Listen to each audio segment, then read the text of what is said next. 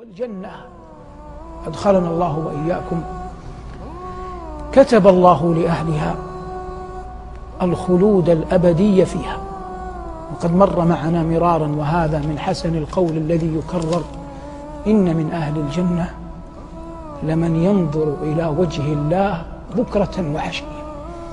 ولا يمكن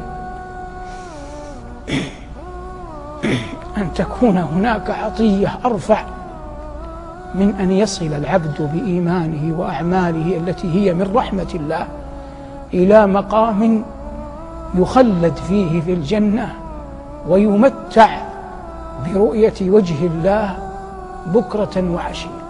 والله إن البشر ليقع على وجهك وأنت ترى والديك، فكيف إذا رأيت ربك ورب والديك؟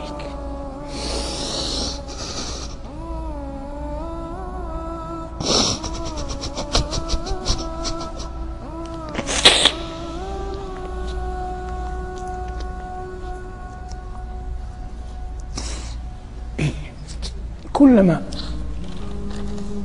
دعاك الشيطان إلى أن تعصي الله فتذكر ما نعمة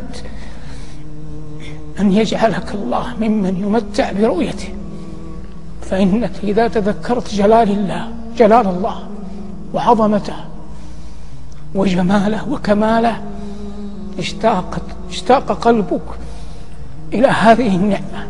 وهذا والله أعظم إذا وقر في القلب، أعظم ما يحجم بالعبد عن المعاصي.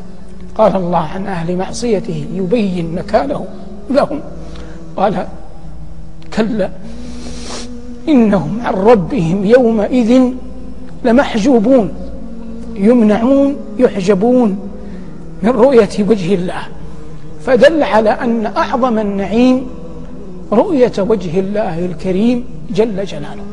ونحن على يقين أن أعمالنا، أقوالنا، أفعالنا، سرائرنا لا تؤهلنا لهذا الأمر البتة، لكن كما نقول في هذه الدروس وغيرها: المعول على رحمة الله وحسن الظن به جل وعلا.